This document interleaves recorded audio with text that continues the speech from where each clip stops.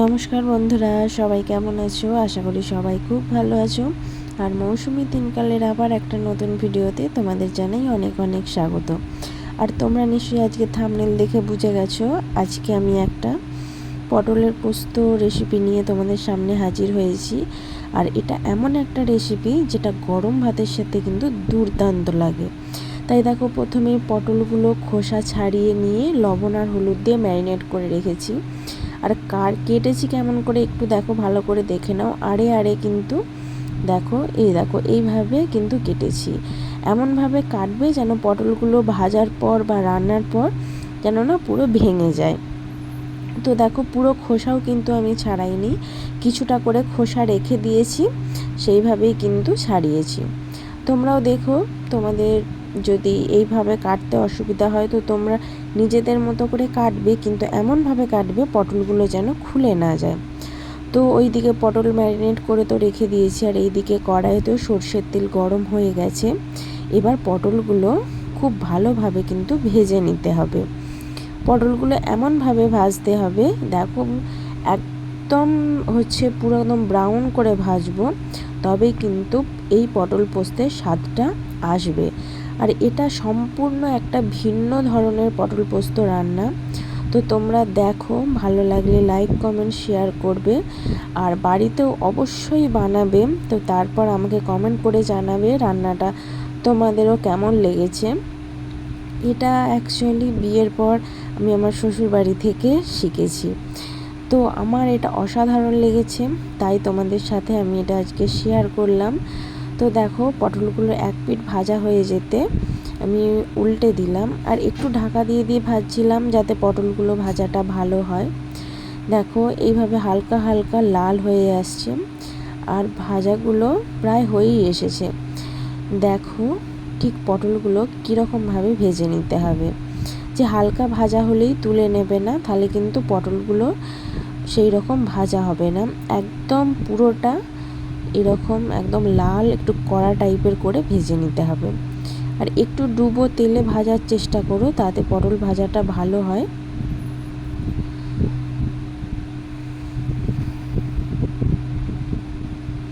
প্রায় পটলগুলো সম্পূর্ণ ভাজা হয়েই এসেছে।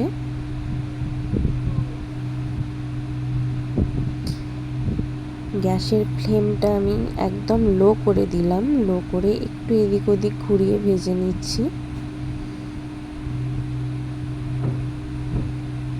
আর এই দেখো, পটল ভাজাগুলো তোমাদের কাছ থেকে একটু দেখাই, ঠিক এই রকম সময় কিন্তু তুলে নিতে হবে। তুলে নিয়ে আর বাকি কয়েকটা ছিল সেটাও আমি দ্বিতীয়বারের জন্য দিয়ে দিলাম, দিয়ে ভেজে নিচ্ছি।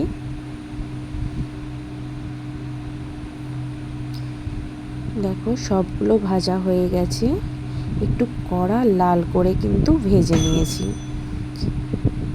এবার সেই তেলেতেই দিয়ে দিচ্ছি পাতলা করে কেটে রাখা দুটো মিডিয়াম সাইজের পেঁয়াজ কুচি। পেঁয়াজটাকেও খুব ভালো করে ভেজে নেব, একদম ব্রাউন করে।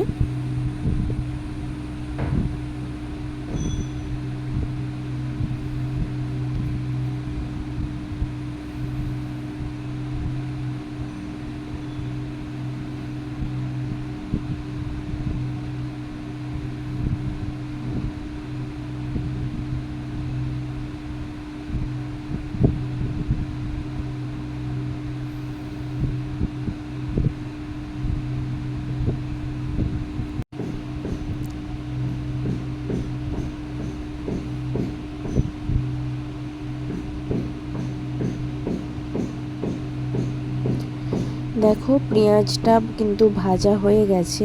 এই দেখো, এবার এতে আমি অ্যাড করলাম একটা গোটা একটু বড় সাইজের একটা টমেটো, সেটাকেও একটু পাতলা পাতলা করে কেটে নিয়েছি। আর এতে আমি এখন দিয়ে দিচ্ছি অল্প একটু লবণ, যাতে টমেটোটা তাড়াতাড়ি নরম হয়ে যায়।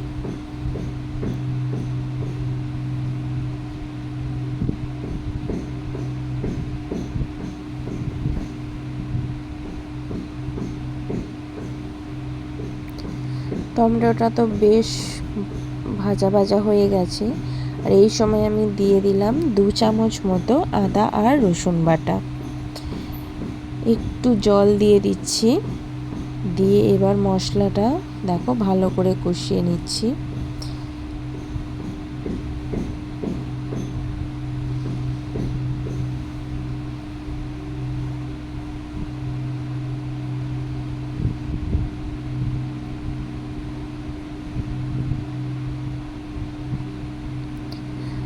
আদা রসুনটা দিয়ে ভালো করে মিশিয়ে নিয়ে এবার আমি দিয়ে দিচ্ছি হলুদ গুঁড়ো আর দেব একটু লাল লঙ্কার গুঁড়ো।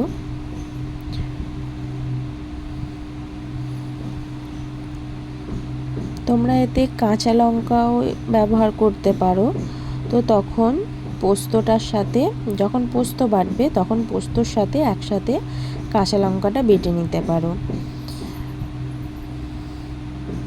ভালো করে মশলাটাকে এবার কষিয়ে নিতে হবে।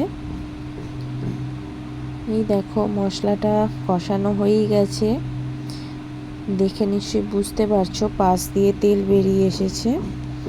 এবার আমি এতে অ্যাড করব পোস্ত বাটা। পোস্তর জায়গাটা ধুয়ে সামান্য একটু জল দিয়ে দিলাম, দিয়ে ভালো করে মিশিয়ে নিচ্ছি।